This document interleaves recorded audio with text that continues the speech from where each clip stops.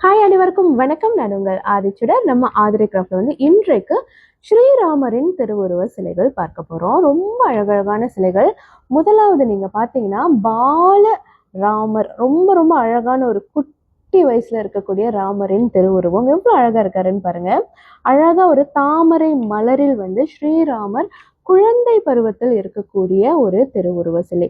கைகளில் வில் வைத்து அம்பு வைத்து ரொம்ப அழகான ஒரு திருமுகம்.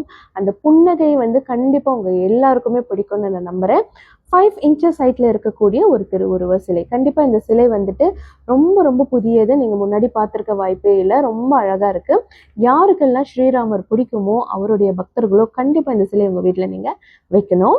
அடுத்தது நீங்க பாத்தீங்கன்னா ராமர், லக்ஷ்மணர், அதே மாதிரி சீதை 3 பேருமே இருக்கக்கூடிய ஒரு திருவுருவம். இதுல நீங்க பாத்தீங்கன்னா ஹனுமனும் உடன் இருப்பாரு. ரொம்ப அழகான ஒரு திருவுருவம். இவ்வளவு குட்டி சிலையில இவ்வளவு அழகா ஒர்க் பண்ண முடியுமான்றது நீங்க பார்க்கும்போதே உங்களுக்கு தெரியும். ரொம்ப அழகா இருக்காங்க. திருவாட்சியோடு இணைந்து இருக்கக்கூடிய ஒரு திருவுருவம். சோ அடுத்தது நீங்க பாத்தீங்கன்னா அதே திருவுருவம் தான், ஆனா இது கோப்பரில் செய்யப்பட்டது. கோப்பரில் இருக்கும்போது லைட் வெயிட்ல வரும். அதோட மைனர் ஒர்க்ஸ் எல்லாம் இன்னுமே ரொம்ப ரொம்ப அழகா பண்ணியிருப்பாங்க.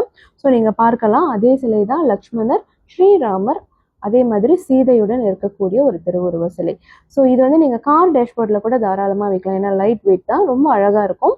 ஸோ யாருக்கெல்லாம் ஸ்ரீராமரின் திருவுருவ சிலைகள் பிடிக்குமோ கண்டிப்பா இந்த சிலைகளை மறக்காம கிராப் பண்ணிக்கோங்க. இது எல்லாமே நம்மளோட ஆன்லைன் ஷாப்ல இருக்கு, அல்லது நீங்க நம்மளுடைய புலனத்திற்கும் நேரடியாக வரலாம். நன்றி, வணக்கம்.